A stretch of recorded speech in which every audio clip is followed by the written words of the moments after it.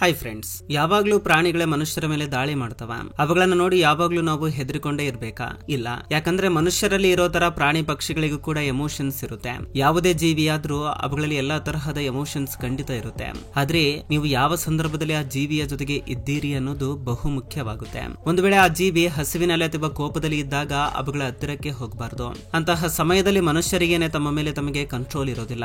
ಅಂತದ್ರಲ್ಲಿ ಪ್ರಾಣಿಗಳು ನಿಮ್ಮ ಮೇಲೆ ದಾಳಿ ಮಾಡೋದ್ರಲ್ಲಿ ಆಶ್ಚರ್ಯವಿಲ್ಲ. ಕೆಲವು ಸಂದರ್ಭಗಳಲ್ಲಿ ಪ್ರಾಣಿಗಳು ಮನುಷ್ಯರಿಗೆ ತುಂಬಾನೇ ಸಹಾಯ ಮಾಡಿವೆ. ಅದೇ ರೀತಿಯಲ್ಲಿ ಅವಶ್ಯಕತೆ ಬಿದ್ದಾಗ ಮನುಷ್ಯರಿಂದ ಸಹಾಯವನ್ನ ಕೂಡ ಎಕ್ಸ್ಪೆಕ್ಟ್ ಮಾಡ್ತವೆ. ಅದಕ್ಕೆ ಇವತ್ತಿನ ಈ ವಿಡಿಯೋದಲ್ಲಿ ಕೆಲವೊಂದು ವಿಡಿಯೋಸ್ ನ ನೋಡೋಣ ಬನ್ನಿ. ಈ ವಿಡಿಯೋ ತುಂಬಾ ಇಂಟ್ರೆಸ್ಟಿಂಗ್ ಆಗಿರುತ್ತೆ. ಈ ವಿಡಿಯೋವನ್ನ ಕೊನೆ ತನಕ ನೋಡಿ, ಹಾಗೆ ಇಷ್ಟವಾದ್ರೆ ಒಂದು ಲೈಕ್ ಮಾಡಿ ಸಾಕು. ಎಲಿಫೆಂಟ್. ಶ್ರೀಲಂಕಾದಲ್ಲಿರುವ ಒಂದು ಕಾಡಿನಲ್ಲಿ ಒಂದು ಆನೆ ಗಾಯಗಳಿಂದ ಮನುಷ್ಯರ ಸಹಾಯಕ್ಕಾಗಿ ಕಾಯ್ತಾ ಇದೆ ಅಂತ ಫಾರೆಸ್ಟ್ ಡಿಪಾರ್ಟ್ಮೆಂಟ್ ಅವರಿಗೆ ತಿಳಿದು ಬರುತ್ತೆ. ತಕ್ಷಣ ಒಂದು ತಂಡ ಈ ಆನೆ ಇರುವ ಲೊಕೇಶನ್ ಗೆ ಹುಡುಕೊಂಡು ಬರ್ತಾರೆ. ಅಲ್ಲಿಗೆ ಬಂದು ನೋಡಿದ್ರೆ ಆ ಆನೆಯ ಸೊಂಡಿಲಿಗೆ ಒಂದು ವೈರ್ ಸುತ್ತಕೊಂಡಿದೆ. ಆ ವೈರ್ ನ ತೆಗೆಯೋದು ತುಂಬಾನೇ ಸುಲಭ ಅಂತ ಅಂದ್ಕೊಂಡಿದ್ರು. ಆದ್ರೆ ಅದಕ್ಕೆ ಆನೆ ಕೋಆಪರೇಟ್ ಮಾಡೋದಿಲ್ಲ. ಇದರಿಂದ ಬೇರೆ ದಾರಿ ಇಲ್ಲದೆ ಆ ರೆಸ್ಕ್ಯೂ ಟೀಮ್ ನವರು ಆ ಆನೆಗೆ ಅನಸ್ತೇಶಿಯವನ್ನ ಕೊಟ್ಟು ಅದರ ಸೊಂಡಿಯಲ್ಲಿ ಸುತ್ತಕೊಂಡಿರುವ ವೈರ್ ನ ತೆಗೆದು ಹಾಕ್ತಾರೆ. ಅದನ್ನ ತೆಗೆದ ಮೇಲೆ ಅವರಿಗೆ ಗೊತ್ತಾಗಿದ್ದು ಏನಂದ್ರೆ ಅದಕ್ಕೆ ಇನ್ನೊಂದು ವೈರ್ ಕೂಡ ಬಿಗಿಯಾಗಿ ಸುತ್ತಕೊಂಡಿದೆ ಅಂತ. ಸ್ವಲ್ಪ ಹೊತ್ತಿನಲ್ಲಿ ಅದನ್ನ ಕೂಡ ತೆಗೆದು ಹಾಕಿ ಆ ಗಾಯಗಳಿಗೆ ಔಷಧಿನ ಹಾಕ್ತಾರೆ. ಜೊತೆಗೆ ಆನೆಯನ್ನ ತುಂಬಾ ಸುರಕ್ಷಿತವಾಗಿ ನೋಡ್ಕೊಳ್ತಾರೆ. ಆದ್ರೆ ಅವರು ಅಷ್ಟೊಂದು ಕಷ್ಟಪಟ್ಟು ಆನೆಯನ್ನ ರಕ್ಷಿಸಿದ್ರು ಕೂಡ ಅದು ಅಲ್ಲೇ ಸತ್ತು ಹೋಗುತ್ತೆ. ಪಾಪ ಅದು ಎಷ್ಟು ದಿನಗಳಿಂದ ಅಲ್ಲಿ ಸಿಕ್ಕಿ ಬಿದ್ದಿದೆಯೋ ಗೊತ್ತಿಲ್ಲ. ನಿಜವಾಗ್ಲೂ ತುಂಬಾ ನರಕವನ್ನ ನೋಡಿರುತ್ತೆ. ಕೌ. ಬ್ರೆಜಿಲ್ ದೇಶದಲ್ಲಿ ಸೈಕ್ಲಿಂಗ್ ಮಾಡ್ತಾ ಇರುವ ಇಬ್ಬರು ವ್ಯಕ್ತಿಗಳು ಸಡನ್ಲಿ ಈ ದೃಶ್ಯವನ್ನ ನೋಡ್ತಾರೆ. ಈ ಹಸುವಿನ ಕತ್ತು ಮರದ ಕೊಂಬೆಗಳ ಮಧ್ಯದಲ್ಲಿ ಸಿಕ್ಕಿ ಬಿದ್ದಿದೆ. ಈ ಹಸು ತನ್ನ ತಲೆಯನ್ನ ಹೊರಗಡೆ ತೆಗೆಯೋದಕ್ಕೆ ತುಂಬಾನೇ ಟ್ರೈ ಮಾಡ್ತಾ ಇದೆ. ಅದನ್ನ ಗಮನಿಸಿದ ಇಬ್ಬರು ವ್ಯಕ್ತಿಗಳು ತಕ್ಷಣ ಅದಕ್ಕೆ ಸಹಾಯ ಮಾಡಬೇಕು ಅಂತ ಆ ಹಸುವಿನ ಹತ್ತಿರಕ್ಕೆ ಬರ್ತಾರೆ. ಅವರನ್ನ ನೋಡಿದ ಹಸು ತುಂಬಾನೇ ಎದುರಿಕೊಂಡು ಕಿರಿಚೋದಕ್ಕೆ ಶುರು ಮಾಡುತ್ತೆ. ಜೊತೆಗೆ ಅಲ್ಲಿಂದ ಬಿಡಿಸ್ಕೊಂಡು ಹೋಗಲು ತುಂಬಾನೇ ಕಷ್ಟ ಪಡ್ತಿದೆ. ಇದರಿಂದ ಅವರು ಮೊದಲು ಹಸುವಿನ ತಲೆಯನ್ನ ಸವರಿ ನಾವು ನಿನ್ನನ್ನ ಏನೂ ಮಾಡುವುದಿಲ್ಲ ಅಂತ ಅದಕ್ಕೆ ಅರ್ಥ ಆಗುವಂತೆ ಮಾಡಿ ಅದರ ತಲೆಯನ್ನ ಹೊರಗಡೆ ತೆಗೆಯೋದಕ್ಕೆ ತುಂಬಾನೇ ಟ್ರೈ ಮಾಡ್ತಾರೆ. ಆದ್ರೆ ಅದರ ಕತ್ತು ಬಿಗಿಯಾಗಿ ಸಿಲುಕಿಕೊಂಡಿದೆ. ಏನ್ ಮಾಡ್ಬೇಕು ಅಂತ ಯೋಚನೆ ಮಾಡ್ತಾ ಇರಬೇಕಾದ್ರೆ ಅವರಿಗೆ ಒಂದು ಐಡಿಯಾ ಬರುತ್ತೆ. ಹಸುವಿನ ಬಾಡಿಯ ಪೊಸಿಷನ್ ನ ಬದಲಾಯಿಸಿ ಟ್ರೈ ಮಾಡೋಣ ಅಂತ ಅವರಿಗೆ ಅನಿಸುತ್ತೆ. ಕೊನೆಗೆ ಅವರ ಐಡಿಯಾ ವರ್ಕ್ ಆಗಿ ಹಸುವಿನ ತಲೆಯನ್ನ ಹೊರಗಡೆ ತೆಗಿತಾರೆ. ಆ ಇಬ್ಬರು ವ್ಯಕ್ತಿಗಳು ಬಂದು ಕಾಪಾಡಿಲ್ಲ ಅಂದ್ರೆ ಎಷ್ಟು ದಿನಗಳ ಕಾಲ ಅಲ್ಲೇ ಸಿಲುಕಿಕೊಂಡು ಇರ್ತಾ ಇತ್ತೋ ಗೊತ್ತಿಲ್ಲ. ಸರಿಯಾದ ಸಮಯಕ್ಕೆ ಆ ವ್ಯಕ್ತಿಗಳ ಕಣ್ಣಿಗೆ ಇದು ಬೀಳುತ್ತೆ. ಇದರಿಂದ ಈ ಹಸು ಅಲ್ಲಿಂದ ತಪ್ಪಿಸಿಕೊಳ್ಳುತ್ತೆ. ಜಿರಾಫೆ. ಈ ಜಿರಾಫೆನ ಸಡನ್ ಆಗಿ ನೋಡಿದ್ರೆ ಮನುಷ್ಯರ ಕೊರಳಲ್ಲಿ ಸರಗಳನ್ನ ಹಾಕೊಂಡ ರೀತಿ ಇದು ಹಾಕೊಂಡಿದೆ ಅಂತ ನಿಮಗೆ ಎನಿಸಬಹುದು. ಅಷ್ಟು ಉದ್ದ ಇರುವ ಕುತ್ತಿಗೆಯ ಮೇಲೆ ರಬ್ಬರ್ ಟೈರ್ ನೋಡೋದಕ್ಕೆ ನಿಮಗೆ ಫನ್ನಿ ಆಗಿರಬಹುದು. ಆದ್ರೆ ಆ ಟೈರ್ ಆ ಜಿರಾಫೆಗೆ ತುಂಬಾನೇ ಅಪಾಯಕಾರಿಯಾಗಿ ಬದಲಾಗಿದೆ. ಕೆನಿಯಾದಲ್ಲಿ ಇರುವ ಒಂದು ನ್ಯಾಷನಲ್ ಪಾರ್ಕ್ ನಲ್ಲಿ ಈ ಜಿರಾಫೆ ಕಂಡು ಬಂದಿದೆ. ಇದನ್ನ ನೋಡಿದವರು ಒಂದು ಕ್ಷಣ ಶಾಕ್ ಆಗ್ತಾರೆ. ಇಷ್ಟಕ್ಕೂ ಇದರ ಕುತ್ತಿಗೆಯ ಮೇಲೆ ರಬ್ಬರ್ ಟೈರ್ ಹೇಗೆ ಬಂತು ಅಂತ ಅವರಿಗೆ ತುಂಬಾನೇ ಸಂದೇಹಗಳು ಬರ್ತವೆ. ಅದು ಹೇಗಾದ್ರೂ ಬಂದಿರಲಿ, ಈಗ ಜಿರಾಫೆಯನ್ನ ಕಾಪಾಡುವುದು ತುಂಬಾ ಮುಖ್ಯ ಅಂತ ಹೇಳಿ ಒಂದು ವೈಲ್ಡ್ ಲೈಫ್ ರೆಸ್ಕ್ಯೂ ಟೀಮ್ ನ ಕರೀತಾರೆ. ರೆಸ್ಕ್ಯೂ ಟೀಮ್ ಅಲ್ಲಿಗೆ ಬಂದು ಆ ಜಿರಾಫೆಗೆ ಅನಸ್ತೇಶಿಯವನ್ನ ಕೊಡಬೇಕು ಅನ್ಕೊಂಡಿದ್ರು. ಅದೇ ರೀತಿ ಅನಸ್ತೇಶಿಯವನ್ನ ಕೊಟ್ಟು ಜಿರಾಫೆ ಮೂರ್ಛೆ ಹೋದ್ಮೇಲೆ ಆ ಟೀಮ್ ನಲ್ಲಿರೋ ಎಲ್ಲರೂ ಸೇರ್ಕೊಂಡು ಇದರ ಕುತ್ತಿಗೆಗೆ ಸಿಕ್ಕಿ ಬಿದ್ದ ರಬ್ಬರ್ ಟೈರ್ ನ ಹೊರಗಡೆ ತೆಗಿತಾರೆ. ಇಲ್ಲಿ ದುಃಖದ ಸಂಗತಿ ಏನಂದ್ರೆ ಎಷ್ಟೋ ದಿನದಿಂದ ಈ ರಬ್ಬರ್ ಟೈರ್ ಸ್ವಲ್ಪ ಸ್ವಲ್ಪ ಕುತ್ತಿಗೆಯನ್ನು ಉಜ್ಕೊಂಡು ಆ ಜಾಗದಲ್ಲಿ ಕೆಲವು ಚಿಕ್ಕ ಪುಟ್ಟ ಗಾಯಗಳು ಕೂಡ ಆಗಿವೆ. ಆ ನಂತರ ಅವರು ಗಾಯಗಳನ್ನು ಶುದ್ಧಿ ಮಾಡಿ ಅದಕ್ಕೆ ಔಷಧಿನ ಹಚ್ಚಿ ಮತ್ತೆ ಅದನ್ನ ಕಾಡಿನ ಒಳಗಡೆ ಬಿಡ್ತಾರೆ. ಆಗ ಜಿರಾಫೆ ಎಷ್ಟೊಂದು ಖುಷಿಯಿಂದ ಈ ಕಾಡಿಗೆ ಹೋಗ್ತಾ ಇದೆ ಅಂತ ನೋಡಿ. ರೈನೋಸರಸ್. ಸಾಮಾನ್ಯವಾಗಿ ರೈನೋಸರಸ್ಗಳು ಮನುಷ್ಯನ ಹತ್ತಿರಕ್ಕೆ ಬರೋದಿಲ್ಲ. ನೀವು ಎಷ್ಟು ಫ್ರೆಂಡ್ಲಿ ಆಗಿ ಇರಬೇಕು ಅನ್ಕೊಂಡ್ರು ಕೂಡ ಅವು ಹತ್ತಿರಕ್ಕೆ ಬರೋದಕ್ಕೆ ಇಷ್ಟಪಡೋದಿಲ್ಲ. ಅದು ನಮ್ಮ ಹತ್ತಿರಕ್ಕೆ ಬಂದಾಗ ತುಂಬಾನೇ ಅಗ್ರೆಸಿವ್ ಆಗಿ ಬಿಹೇವ್ ಮಾಡ್ತವೆ. ಆದ್ರೆ ಕಾಡಿನಲ್ಲಿರುವ ಕೆಸರಿನ ಹೊಂಡದಲ್ಲಿ ಈ ರೈನೋಸರಸ್ ಸಿಲುಕಿಕೊಂಡಿದೆ. ಸಹಾಯಕ್ಕಾಗಿ ತುಂಬಾ ಸಮಯದಿಂದ ಅದು ಕೂಗುತ್ತಾ ಶಬ್ದಗಳನ್ನು ಮಾಡ್ತಾ ಕಾಯ್ತಾ ಇದೆ. ಇನ್ನು ವೈಲ್ಡ್ ಲೈಫ್ ರೆಸ್ಕ್ಯೂ ಟೀಮ್ ನವರು ಬಂದು ಆ ಕೆಸರಿನ ಹೊಂಡದಿಂದ ಆ ರೈನೋಸರಸ್ ನ ಕಾಪಾಡ್ತಾರೆ. ಆದ್ರೆ ಇದು ಆ ಸಮಯದಲ್ಲೂ ಕೂಡ ಇದು ಮನುಷ್ಯರ ಮೇಲೆ ದಾಳಿ ಮಾಡ್ಲಿಕ್ಕೆ ಬರ್ತಾ ಇದೆ. ಅದಕ್ಕೆ ಹೇಳೋದು ಕೆಲವು ಪ್ರಾಣಿಗಳ ಹತ್ತಿರ ತುಂಬಾ ಎಚ್ಚರಿಕೆಯಿಂದ ಇರಬೇಕು ಅಂತ. ಡಿಯರ್. ಮನೆ ಹಿಂದ್ಗಡೆ ತುಂಬಾ ಸಮಯದಿಂದ ಒಂದು ರೀತಿಯಲ್ಲಿ ಮಕ್ಕಳು ಅಳುವ ಶಬ್ದ ಕೇಳಿ ಬರ್ತಾ ಇದೆ. ಇನ್ನು ಆ ಶಬ್ದವನ್ನ ಕೇಳಿದ ಮನೆ ಮಾಲೀಕ ಮನೆ ಹಿಂದ್ಗಡೆ ಬಂದು ನೋಡಿದ್ರೆ ಮಗು ಅಳತೆ ಇರೋ ಶಬ್ದ ಅಲ್ಲ, ಬದಲಿಗೆ ಒಂದು ಜಿಂಕೆ ಮರಿ ಕಿರಿಸುತ್ತಿರುವ ಶಬ್ದ ಆಗಿರುತ್ತೆ. ಆ ಜಿಂಕೆ ಆ ಕಾಂಪೌಂಡ್ ನ ಹಾರೋದಕ್ಕೆ ಹೋಗಿ ಅದರ ಒಂದು ಕಾಲು ಅಲ್ಲಿರುವ ಒಂದು ಚಿಕ್ಕ ಗ್ಯಾಪ್ ನಲ್ಲಿ ಸಿಕ್ಕಿ ಬಿದ್ದಿದೆ.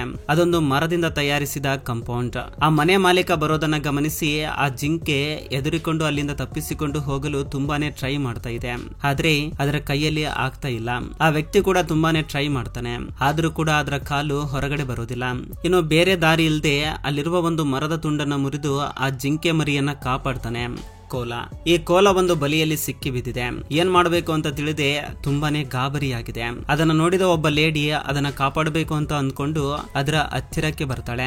ಅದನ್ನ ಅರ್ಥ ಮಾಡಿಕೊಂಡ ಕೋಲ ಅವರು ಏನ್ ಮಾಡಿದ್ರು ಕೂಡ ತುಂಬಾ ಸೈಲೆಂಟ್ ಆಗಿ ಕೂತಿತ್ತು. ಹಾಗೆ ತಕ್ಷಣ ಒಂದು ಕತ್ತರಿಯನ್ನ ತಕೊಂಡು ಅದರ ದೇಹಕ್ಕೆ ಸುತ್ತಕೊಂಡಿರೋ ಬಲಿಯನ್ನ ನಿಧಾನವಾಗಿ ಸ್ವಲ್ಪವೇ ಕಟ್ ಮಾಡ್ತಾಳೆ.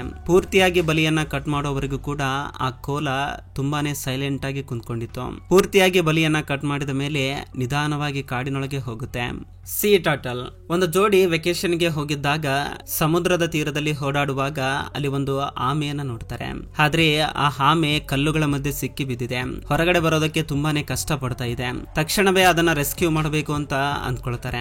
ಆದ್ರೆ ನಿಮ್ಗೆಲ್ಲ ಗೊತ್ತಿರಬಹುದು, ಸಮುದ್ರದಲ್ಲಿರುವ ದೊಡ್ಡ ದೊಡ್ಡ ಆಮೆಗಳು ತುಂಬಾನೇ ಹೆಚ್ಚು ಭಾರವಾಗಿರ್ತವೆ. ಇದರಿಂದ ಅದನ್ನ ತಳ್ಳೋದಕ್ಕೂ ಕೂಡ ಈ ಜೋಡಿಗೆ ಕಷ್ಟವಾಗ್ತಾ ಇದೆ. ಆದ್ದರಿಂದ ಒಂದು ಐಡಿಯಾವನ್ನ ಮಾಡ್ತಾರೆ. ಮೊದಲಿಗೆ ಒಂದು ಗಟ್ಟಿಯಾಗಿರುವ ಮರದ ತುಂಡನ್ನು ತೆಗೆದುಕೊಂಡು ಬಂದು ಅದನ್ನ ಬಳಸ್ಕೊಂಡು ತುಂಬಾನೇ ಕಷ್ಟಪಟ್ಟು ಆ ಆಮೆಯನ್ನ ಹೊರಗಡೆ ತೆಗಿತಾರೆ. ಆ ನಂತರ ಆ ಆಮೆ ನಿಧಾನವಾಗಿ ಸಮುದ್ರದ ಒಳಗಡೆ ಹೊರಟು ಹೋಗುತ್ತೆ. ಈ ಆಮೆ ತುಂಬಾನೇ ಭಾರವಾಗಿದೆ ಅಂತ ಹೇಳಿ ಆ ಜೋಡಿ ಅಲ್ಲಿಂದ ಹೊರಟು ಹೋಗಿದ್ರೆ ಆ ಆಮೆ ಸ್ವಲ್ಪ ದಿನಗಳವರೆಗೂ ಅಲ್ಲೇ ಇದ್ದು ಸತ್ತು ಹೋಗ್ತಾ ಇತ್ತು. ಟೈಗರ್ ನಮ್ಮ ಕರ್ನಾಟಕದಲ್ಲಿ ನಡೆದ ಘಟನೆ ಇದು. ಕಾಡಿನಿಂದ ಹೊರಗಡೆ ಬಂದ ಹುಲಿ ಒಂದು ಮುಳ್ಳಿನ ಬೇಲಿಯಲ್ಲಿರುವ ಚೈನ್ ನಲ್ಲಿ ಸಿಲುಕಿ ಬಿದ್ದಿದೆ.